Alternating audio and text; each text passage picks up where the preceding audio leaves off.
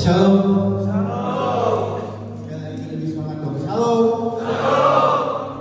Bagaimana kabarnya minggu ini? Apa yang luar biasa? Baik, hari kita akan mulai ibadah kita. Pertama-tama saya ucapkan sebelumnya selamat datang kepada tim dari keluarga Kerajaan Surga. Terima kasih untuk kesetiaannya yang ditempatkan. Baik, sebelum kita mulai ibadah kita sampaikan hati dan pikiran kita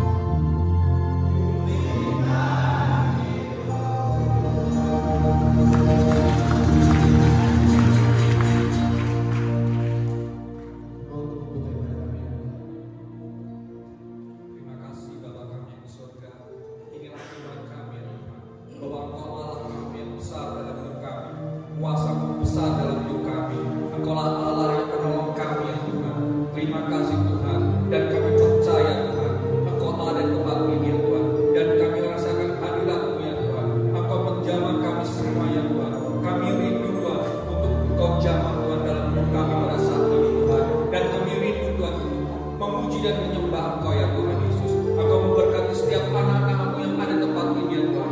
Engkau memberkati setiap bapak ibu yang ada di tempat ini dari komunitas keluarga kerajaan surga ya Tuhan.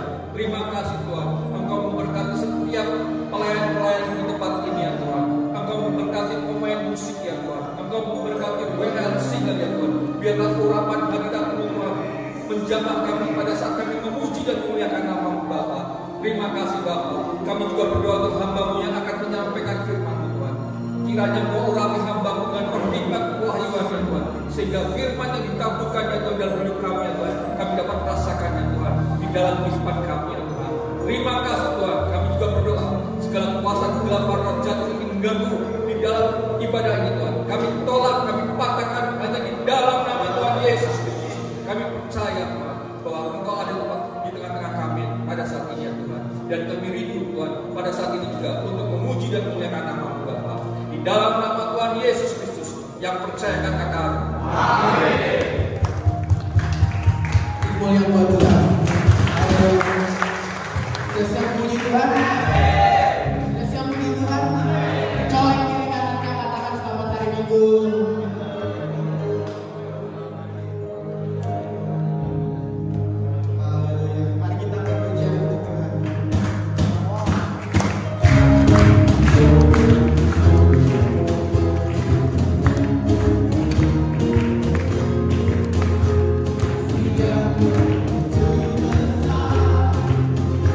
Love you.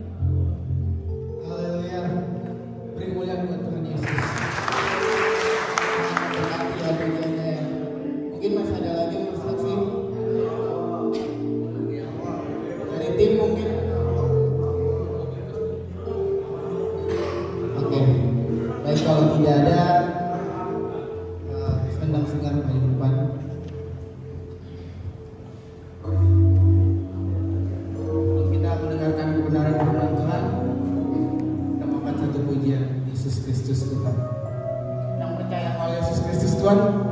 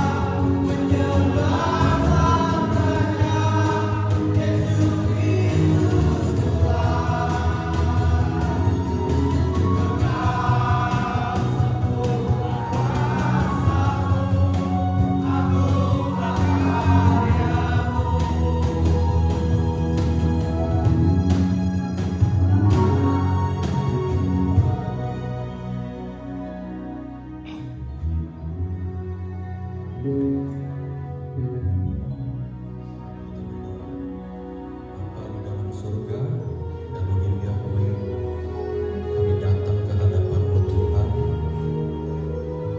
Kami mau mendengar ajaran Tuhan Yesus. Urapi kami semuanya, agar kami dapat mengerti firman yang akan Engkau bagikan bagi kami. Kami dapat mengerti pengajaran yang Engkau akan ajarkan bagi kami. Kami mau duduk diam di kaki Tuhan. Kami mau belajar dari Tuhan langsung. Urapi hamba-Mu Bapa, biar apapun yang keluar dari mulut hamba-Mu ini hanya firman-Mu saja. Berbicaralah kepada kami semua. Dalam nama Tuhan Yesus kami berdoa dan mengucap syukur. Haleluya. Amin. Silakan duduk. Shalom. Nama saya William ya. Samuel itu nama baptisan saya. Hari ini kita mau bicara perihal menjaga keselamatan. Jadi banyak kita tahu bahwa saat kita menerima Tuhan Yesus sebagai Tuhan dan Juru Selamat, kita diselamatkan ya, dari segala dosa.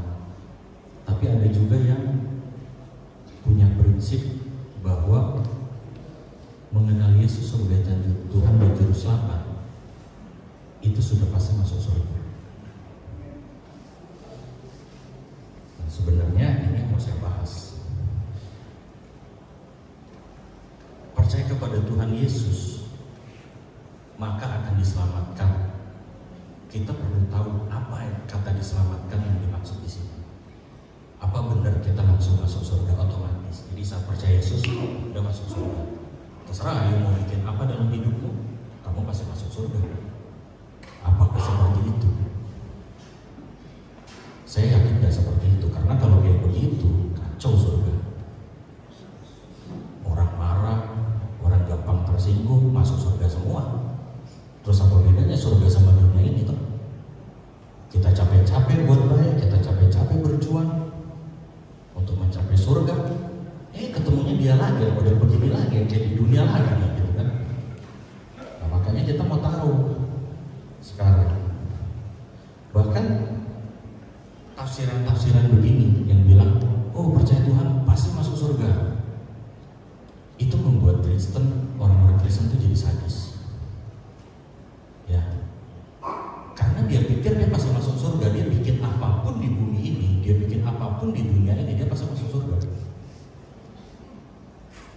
Padahal standar masuk surga itu nggak sesimpel itu. Jadi standar masuk surga itu diturunin, hanya berbuat baik, tidak menyakiti orang, ya kan? Padahal semua itu nggak cukup. Kita harus menjadi berkat untuk orang di sekitar kita, bukan hanya berbuat baik. Berbuat baik, orang yang bukan Kristen pun banyak yang lebih baik dari orang Kristen. Percaya saya belum lama, sekitar 20 tahun, saya udah berkecimpung ketua pemuda. Saya sudah pernah pelayanan di gereja. Saya masuk dalam, saya sampai dekat sama gembala saya segala macam. Saya pernah masuk ke dunia rekaman rohani. Itu lebih sadis di rohani daripada di sekuler. Yuk percaya nggak percaya? Karena begitu mereka pikir dengan mereka sudah terima Yesus sebagai Tuhan dan Juru Selamat, sudah pasti masuk surga. Gitu. Dibilang keselamatan bukan karena perbuatan baik, tapi anugerah Tuhan Yesus kan. Perbuatan baik tidak bisa menyelamatkan. Nah, ini yang salah di mana? Penjelasannya yang salah sama. Betul, orang di luar Kristen, di luar orang tidak percaya Yesus, dia mau sebaik apapun, dia tidak akan bisa masuk dalam kerajaan surga. Ya, ini kita sepakat, semua setuju. Yesus satu-satunya jalan menuju kerajaan surga. Oke? Nah, tapi kan pertanyaannya, setelah kita diselamatkan, kita ngapain? Coba buka ini Filipi 2 ayat 12. Filipi 2 ayat 12.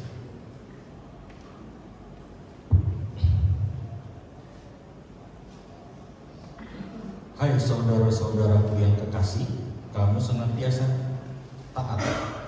Karena itu tetaplah kerjakan keselamatanmu dengan takut dan gentar. Bukan saja seperti waktu aku masih hadir, tetapi terlebih pula sekarang waktu aku tidak hadir. Perhatikan kata karena itu tetaplah kerjakan keselamatanmu dengan takut dan gentar. Berarti setelah kita terima Yesus, ada sesuatu yang harus kita kerjakan. Galatia 6 ayat 7 dan 8.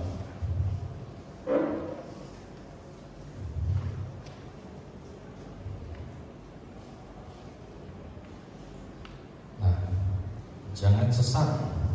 Allah tidak membiarkan dirinya dipermainkan. Karena apa yang kita berbuat, itu juga yang dituai. Sebab barang siapa menabur dalam dagingnya, ia akan menuai kebinasaan dari dagingnya. Tetapi barang siapa menabur dalam roh, ia akan menuai hidup yang kekal dari roh itu. Dan dua ya, jelas ada sesuatu yang harus dilakukan, menabur dan menuai. Satu lagi, Lukas 13 ayat 23 dan 24. Tadi kan Rasul Paulus yang ngomong itu ya.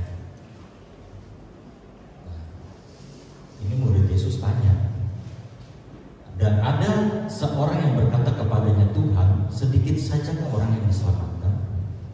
Jawab Yesus kepada orang-orang di situ, berjuanglah untuk masuk pintu yang sesak itu.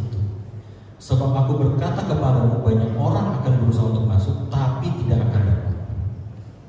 Ini Tuhan Yesus yang ngomong, bukan Rasul lagi, bukan murid Yesus lagi yang ngomong.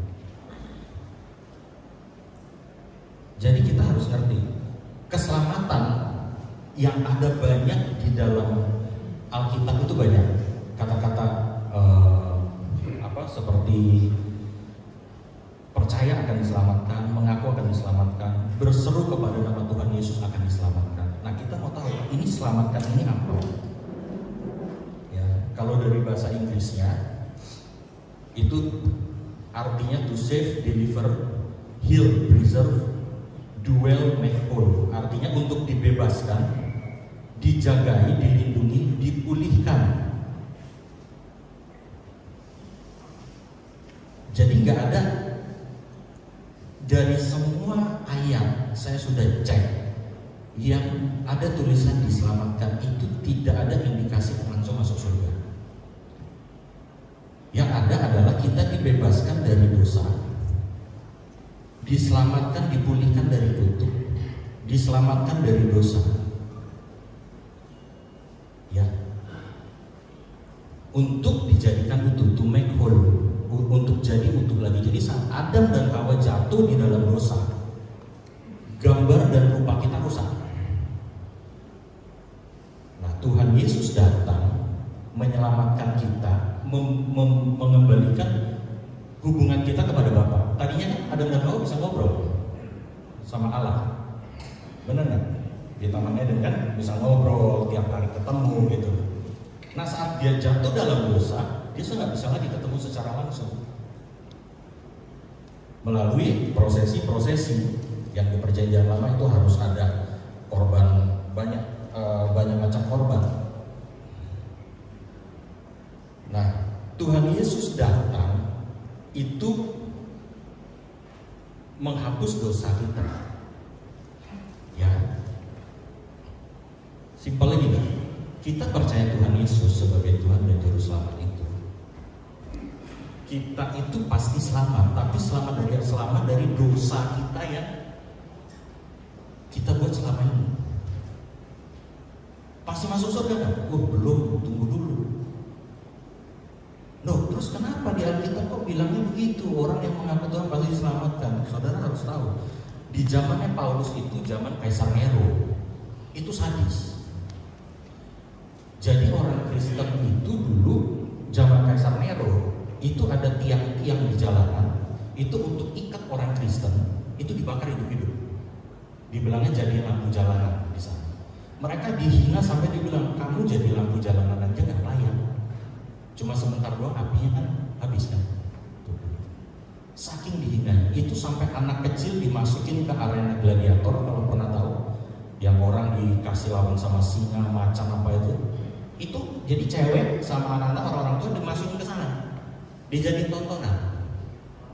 Nah jadi sebelum dilempar, mereka ditanya, "You sangkal Yesus nggak?" Nah jadi kita harus tahu konteksnya. Konteksnya waktu itu kalau enggak sangkal Yesus, saat kita bilang saya terima Yesus sebagai Tuhan Juru Selamat, itu kan kita jadi manusia baru, kita menjadi orang yang kudus saat kita menerima Tuhan sebagai Yesus sebagai Tuhan dan Juru Selamat kan. Nah saat mereka tetap membela nama Yesus, keadaan mereka kan kudus, keadaan mereka bersih. Ada yang dipancung, digebukin sampai mati, ada yang dimasukin ke situ. Nah mereka meninggal dalam keadaan kudus. Mereka meninggal dalam keadaan bersih di hadapan Bapa, berkenan di hadapan Bapa. Nah makanya selamat di sini bukan otomatis masuk surga. Ada yang harus kita kerjakan. Seperti tadi, kerjakan keselamatan. Sebesar apapun dosa kita, sekotor apapun manusia batin kita, saat kita terima Tuhan Yesus sebagai Tuhan dan Juru Selamat kita, semuanya itu diampuni, belas hilang. Jadi kalau di sini ada yang berpikir, aduh saya nggak layak kayaknya ketemu Tuhan. Dan Tuhan Yesus itu datang untuk orang berdosa, bukan untuk orang benar. Kan yang butuh dokter orang sakit, orang sehat yang butuh dokter kan. Nah, berarti sekarang kita dikasih kitab yang baru sama Tuhan. Kitab yang kotor nih, itu dibuang. Tuhan lupakan semuanya, ya kan? Saat kita terima Tuhan Yesus sebagai Tuhan dan Juru Selamat kita, semuanya bersih, total, kita dikasih kitab baru. Masalahnya, kitab baru kita ini mau kita isi seperti apa? Ini menjadi masalah. Ini yang jarang dikasih tahu, ini yang jarang dibicarakan. Gitu. Kita tidak bisa hidup sama mau kita. Karena kitab yang dikasih Tuhan yang baru ini nanti pulang, kita bawa ini loh. Yang dibuka itu loh, sama di pengadilan, tahta pengadilan Tuhan tuh. Kamu ngapain aja di bumi? Anakku mati untuk kamu, hapus dosamu, terus kamu ngapain aja?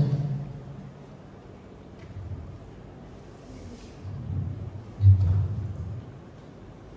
Nah kita harus menjaga kitab kehidupan ini, yang baru ini, sampai kita pulang ketemu, masuk tahta pengadilan Tuhan. Jangan sampai kotor lagi. Analogi simpelnya gini, kita dapat undian nih, ya. Dapat undian, dapat rumah misalnya. Kita tinggalnya di Jakarta, dapat rumahnya di Bandung. Kita kan dikasih kunci itu sama developer kan. Nih Pak, udah menang, dapat kunci. Bagaimana caranya kita bisa sampai ke rumah itu? Kita buka map. Pakai peta, Google Map biasanya kan sekarang kan, betul nggak? Kita ikutin jalan, lurus, belok kanan, belok kiri, belok kanan. Pas disuruh belok kanan ini, map merah, hitam, macet, masalah. Apa yang kita lakukan? Lihat map, so tahu, kiri, kosong di jalanan. Ini kelihatannya nyambung nih, belok kiri tinggal muter sedikit, nyambung nih ke jalan yang seharusnya. Ya, belok kiri dia, karena ada macet di depan. Macet ini kita anggap masalah, ada masalah kabur kita, ngumpet. seharusnya kalau kita berjalan melalui macet itu, melalui masalah itu bersama Tuhan, sebentaran sebenarnya beres. Yang kelihatannya macetnya parah, padahal nggak parah. Dia muter, syukur-syukur ketemu lagi jalan yang seharusnya. Kebanyakan bablas, kagak balik lagi, sampai map-mapnya hilang semua, baterai habis, gimana di tengah jalan. Nah, map itu apa? Alkitab kita. Di dalam Alkitab, kalau saudara rajin baca, itu semua dijelasin kok. You masuk surga harus bagaimana? You supaya gak masuk dalam pencobaan harus bagaimana? Kalau kena dalam pencobaan harus apa? Itu semuanya ada. Alkitab lengkap. Alkitab itu buku paling lengkap dari zaman dulu sampai sekarang sampai nanti, itu yang berlaku Alkitab top. Tidak ada buku yang kayak begitu, itu doang satu. Zaman raja-raja masih berlaku zaman ini. Zaman raja-raja masih berlaku sampai nanti. Nah, kita ini harus ikutin Google Map ini, Alkitab ini. Kuncinya udah ada. Lah kalau kita nggak ikutin Google Map, sesat di tengah jalan, dia bisa sampai nggak ke rumah itu hadiahnya? Dan kita betul sama. Kunci surganya dikasih sama Tuhan. Nih lo nak, kamu jadi anakku nih lo. Kamu percaya aku kasih lo kunci. Lah tapi kita nggak ngikutin jalannya, belok, ngeyel. Kuncinya kepake nggak? Nggak bisa, nggak bakal nyampe. Percaya saya 19 tahun nyasar. Saya 19 tahun di penjara oleh iblis. Bapak di sini enak, tahu salahnya apa, ya kan? Ada jelas berapa tahunnya. Saya nggak tahu Pak. Saya anggap saya udah benar. 19 tahun saya dibohongin sama iblis. Kenapa? So tahu, so pinter. Cuman modal bertobat dari orang yang rusak saya bertobat. Cuman modal ketemu Tuhan Yesus secara muka dengan muka, belajar sekolah penginjilan sedikit-sedikit. Pendeta loh, S3 loh, bisa saya bilang sesat loh. Padahal saya nggak sekolah, saya SD, lulusan saya SD. Bisa saya hakimi, saya bilang, oh pendeta ini ngaco, pendeta ini sesat. 19 tahun saya nyasar, 19 tahun saya hilang, saya melenceng dari Google Map itu yang sudah diarahkan sama Tuhan. Saya belum lama baru balik. Ngerti firman? Ngerti. Ke gereja tiap minggu. Orang ngaco usir setan bisa, doain orang sakit bisa. Apalagi biasanya apa tuh? Ya pokoknya begitu-begitulah. Pelayanan kan saya bilang saya ketua pemuda. Pemuda saya itu cuma 5 orang, tapi kita bikin retret. Bergaya-gayaan, yang saya undang pembicara dari Amerika. Merasa hebat kan? Wih, kok bisa undang ini? Gitu. Saya bikin album rohani malah. Sampai saya bikin album rohani, cuma nggak keluar. Tuhan nggak izinkan keluar, cuma jadi master top. Udah. Saya bergumul kemana-mana. Sampai terakhir saya itu lumpuh sebelah kiri 4 tahun yang lalu. Lumpuh sebelah kiri saya. Dokter nggak ada yang tahu penyakitnya. Dokter nggak ada yang tahu. Ada orang bilang sama saya, oh disantet kali ini. Gitu. Saya bilang, loh kalau sampai saya disantet, berarti Tuhan mengizinkan dan Tuhan pasti akan menyembuhkan saya. Itu orang rohani apa tuh? Iman, ya kan? Orang ketemu saya bilang, wah iman Bapak hebat ya. Gitu. Iya, tapi nyasar. Gak sadar kita nyasar. Fonisnya saya berapa tahun? Gak tahu. 19 tahun ternyata jalan Israel 40 tahun kan? Saya 19 tahun, mau 20 tahun, setengahnya Israel saya. Baru sadar, ternyata gue salah loh. Gembala saya, istrinya saya maki-maki. Beneran, saya lawan. Dalihnya apa? Tuhan saya itu adil. Dia tahu siapa yang benar, siapa yang salah. Saya anggap dia salah, anggapan saya. Benar salahnya saya nggak tahu. Tapi kan karena kita menganggap kita benar, membela yang susah, saya lawan. Terus begitu selama 19 tahun. Terakhir saya cuma bilang, saya mau ketemu pendoa Ibu Ana ini, pemimpin KKS. Saya bilang, saya samperin dulu ke Semarang. Saya tinggal di Bogor. Saya telepon sama dia. Saya bilang something wrong, ada yang salah sama saya. Ada yang salah sama saya. Ada yang seharusnya saya jaga, tapi saya nggak tahu apa itu. Saya bilang sama ibu, Bu, saya berangkat. Itu keadaan badan saya habis lumpuh, jadi masih cacat sebelah kiri. Masih cacat sebelah kiri. Saya jalan jam 6 pagi ke Semarang. Sampai sana, saya nggak minta disembuhin. Yang saya minta, Bu, saya ada masalah sama Tuhan. Saya ada masalah sama Tuhan, tapi saya nggak tahu masalah saya apa sama Tuhan. Itu karena makanya kita butuh mentor. Kita butuh mentor untuk membimbing kita. Kalau kita salah, kita dikasih tahu. Asal jangan kalau udah punya mentor bilang salah, akui kesalahanmu. Oh iya, saya salah. Kayak saya dulu kan awal-awalnya bagus, ada mentornya. Lama-lama mentor saya lawan. Saya pikir mentor saya salah, ternyata yang salah saya. Nyasar. Dia nyama bagus-bagus aja, saya aja nyasar dulu, saya kemana-mana tahu. Terikat banyak terikat lagi dengan dosa yang lama. Akhirnya saya didoain. Saya dikasih bonus sembuh. Saya nggak minta sembuh, tapi saya kasih bonus sembuh sama Tuhan. Di Semarang itu langsung. Saya itu tangan kiri saya nggak bisa ngepel, nggak bisa kenceng gitu, ngepel nggak bisa.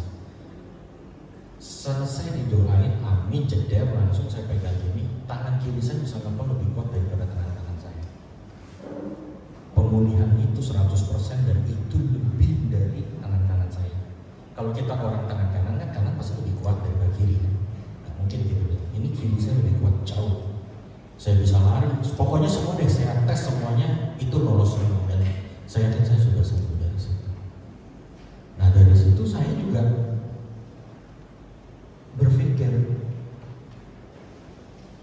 saya harus nyampein berita ini gitu. Jangan sampai orang-orang tuh ikut-ikutan nyasar. Karena kita nggak cukup. Yang menjadi masalah karena gini, Tuhan Yesus itu mati di atas kayu salib hanya menebus dosa kita, bukan kejahatan kita. Kejahatan kita tuh gini, ada yang namanya kodrat dosa, kebiasaan kita. Orang yang biasa ngebohong, terima Yesus sebagai Tuhan dan Juru Selamat. Dosa dia waktu ngebohong, diampuni ya, betul kan? Diampuni ya. Dia masih ngebohong lagi ya? Nah itu yang harus kita beresin Pak. Ini yang orang nggak tahu. Orang pikir terima Yesus sudah enak-enak aja. Oh, gua terima Yesus hari Minggu ke gereja, kalau bisa gua pelayanan, ya kan? Saya bantu orang perlu pertolongan saya tolong, mau tenaga, nggak ada dana saya tolong pakai tenaga, nggak atau pakai pikiran saya, gratis saya nggak terima bayar. Tapi bukan itu. Tapi ngebohongnya masih jalan, marah-marahnya masih jalan. Nah yang harus kita beresin ini karakter kita. Ini nggak bisa, you mau doa sampai jungkir balik nggak bisa. Kalau you nggak paksa diri kalian untuk berubah, nggak bisa. Makanya banyak orang sudah terima Yesus jatuh lagi, sudah terima Yesus nyemplung lagi, kan gitu. Orang tanya sama saya, terus kalau orang itu datang lagi sama Yesus, diampuni. Loh kalau gitu, ya udah, setiap saya salah saya minta ampun aja. Masalahnya kita nggak tahu kapan kita meninggal. Kalau kita meninggal dalam keadaan yang belum minta ampun sama Tuhan gimana?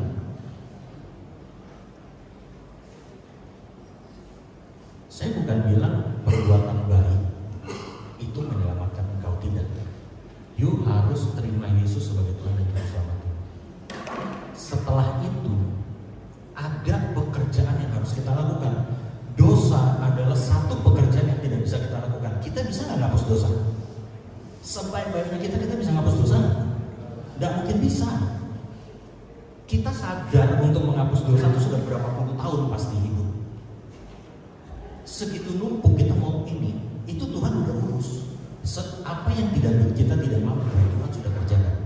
Apa yang kita mampu, Tuhan gak akan ikut campur. Kita akan mampu untuk mengubah hidup kita. Standar masuk dalam kerajaan surga itu apa? Kalau berbuat baik aja nggak cukup, pelayanan lagi aja nggak cukup, terus harus apa? 1 Petrus 1 ayat 15 dan 16. Ini standarnya surga.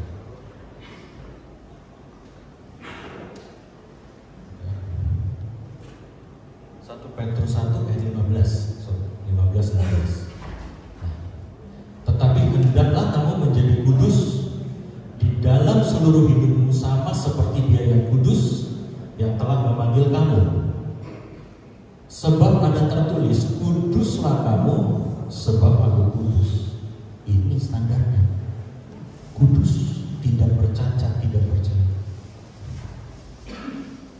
Itu kan ayat 14 ada tuh. Sebab ada tertulis, itu ada tertulis di Imamat 19 ayat 2, saya bacain aja. Berbicaralah kepada segenap jemaat Israel dan katakan kepada mereka, kuduslah kamu sebab aku Tuhan Allahmu kudus. Jadi standar Kristen itu dengan diturunin. Standar Kristen itu kudus. Mana bisa Pak, kita kan manusia, ya kan? Kan pasti gitu ngomong. Saya juga dulu ngomongnya gitu. Gak bisa lah, gila kali. Kita disuruh sempurna hidup. Loh, hidup sempurna itu kan beda-beda. Hidup sempurna anak umur 3-5 bulan, ya bayi 5 bulan, sama 5 tahun, 10 tahun, 30 tahun itu beda. Contoh gini, you main sama anak nih umur setengah tahun, lagi main-main dia ketahuan dipukul kamu, ditampar, pak gitu. You marah nggak? Enggak dong, malah ketawa, kita lucu loh. Umur 5 tahun, main-main tampar kita, marah nggak? Belum. Bayangin umur 30 tahun, you lagi main-main, tonton itu tampar, you bisa ketawa nggak? Itu loh, maksud saya itu kesempurnaan itu seperti itu loh. Semua orang tingkat kesempurnaan itu beda-beda. Roh Kudus akan membimbing kalian, tapi kalian harus datang dulu sama Tuhan. Saya kemana-mana saya selalu bilang, you harus siapkan waktu di dalam hidupmu dalam 1 hari minimal setengah jam ketemu Tuhan, minimal setengah jam. Ngapain? Jangan minta ini, minta itu, duduk diam di kaki Tuhan. Kita mau dengar Tuhan ngomong apa sama kita. Kita mau mengalami Tuhan. Bagaimana kita tahu kita sudah baik atau belum? Bagaimana kita tahu apa enggak kita sudah memenuhi standar Bapa di surga kalau kita nggak ketemu Bapa? Dan bisa setengah jam minimal sehari. Itu nggak lama, itu belum sama baca Alkitabnya ya. Itu kita ngomong bahasanya itu saat teduh. You duduk, you diam, cuma boleh ngomong 3. Haleluya, ampuni aku Tuhan, terima kasih Tuhan, udah itu doang. Nah dalam setengah jam itu you duduk di kaki Tuhan, memuji Tuhan, Tuhan pasti ngomong sama saudara. Tapi jangan ngomong audible selalu ya. Jangan kalau tiba-tiba ada suara, wah anakku. Enggak semua, bisa lewat teman Nanti misalkan teman ngasih tahu nih kelemahan kita apa, mengingatkan kita, itu bisa lewat Alkitab, bisa lewat orang non-Kristen pun bisa. Jadi nggak selalu Tuhan ngomong lewat orang Kristen toh. Tuhan Yesus itu milik semuanya. Gitu. Nah, jadi jelas kita harus standar Kristen itu kudus, tidak bercacat, tidak bercela. Kok susah banget Pak itu Tuhan? Lah ya memang berat. Tidak ada di dalam Alkitab itu. You boleh cari, atau kalau kalian punya mentor nih, tanya deh, Pak, saya mau minta ayat Alkitab yang isinya kalau saya ikut Tuhan, percaya Tuhan, saya nggak ada masalah. Hidup saya lancar-lancar aja. Nggak akan ketemu Pak. Nggak akan ketemu. Yang ada ayat yang keluar apa? Menderita bersama aku, pikul salib. Kita menderita bersama Tuhan.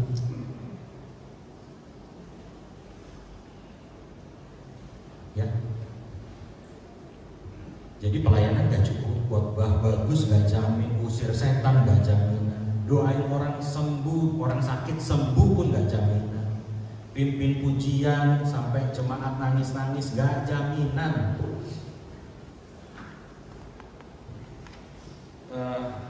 Saya ada ayatnya, ini untuk pelayan Tuhan ya, yang sudah melayani. Saya coba Matius 7 ayat 21 atau 23. Coba saya minta tolong yang pelayan ya, baca ini.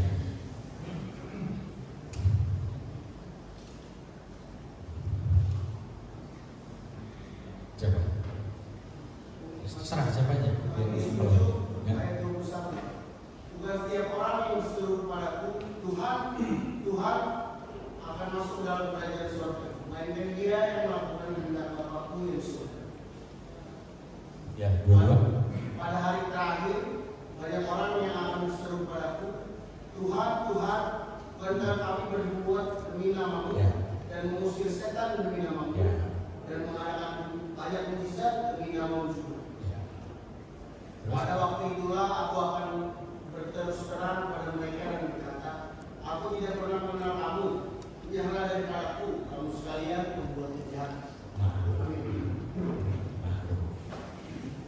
Ini pelayan Tuhan loh, hamba Tuhan loh, termasuk saya nih.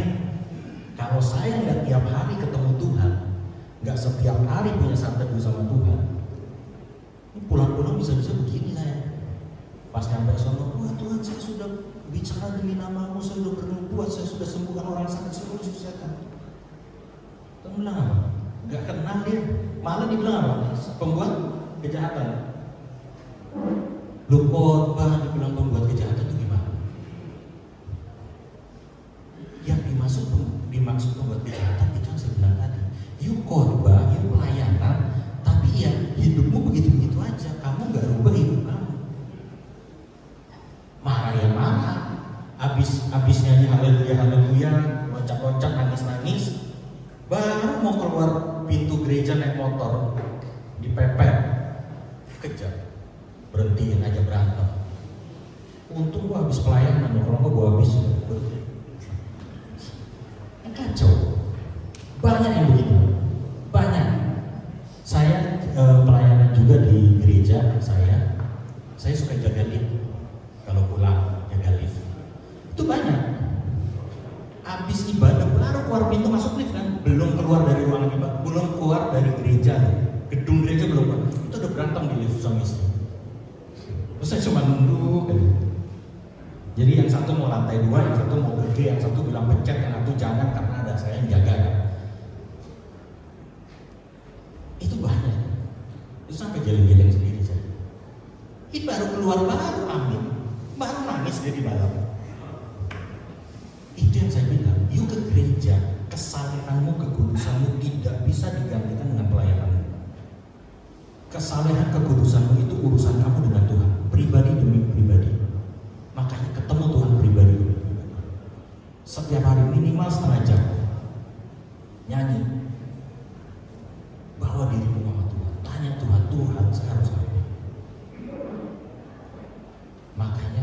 Saya nggak mau bilang nanti tunggu kamu keluar supaya kamu jadi berkat, tapi sejak kalian ada di sini, kalian menjadi berkat buat orang lain.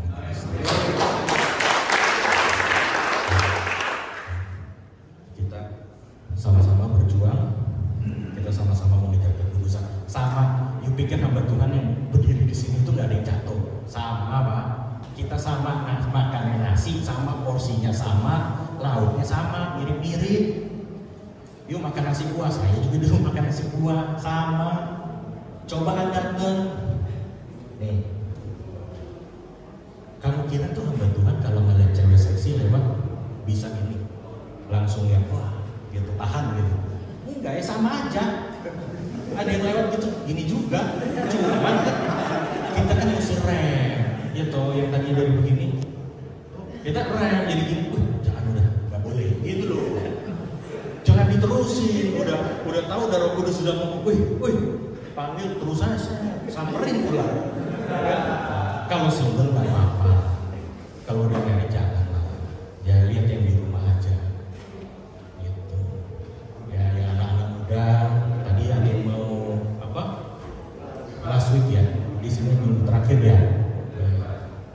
Ingat-ingat keluar, yuk mesti punya waktu buat Tuhan.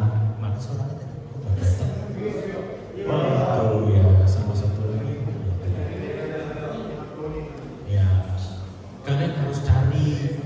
Jadi hindari kalau misalkan gara-gara cuti nih kenanya nih, ya udah jangan deket-deket orang yang cuti lagi, udah itu. Kalau kenanya apa, misalkan berantem atau apa, ya jangan masuk komunitas itu, kamu cari komunitas yang lebih baik. Dan bisa, jangan sok jagoan lah. Kita bilang gini, wah, gua mah kuat, pelayanan gua harus yang seperti gua dulu, gitu kan biasanya gitu. Saya nakalnya dulu kan, saya pelayanan ke orang yang nakal-nakal, jadi nyambung gitu loh. Saya kasih contoh, mereka nyambung kan gitu. Jangan sosokan tuh nyamperin. Kalau belum siap jangan deh.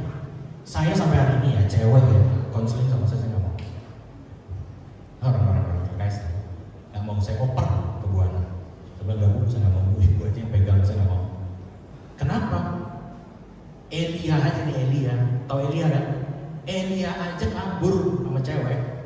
Lah kita juga kabur lah, ngapain? Saya tahu, saya kelemahan cewek, saya tahu, saya kabur. Jadi tahu diri kitanya, tahu kita jatuhnya di mana, jangan balik ke sana gitu. Nah, kita paksa diri setiap hari, ya.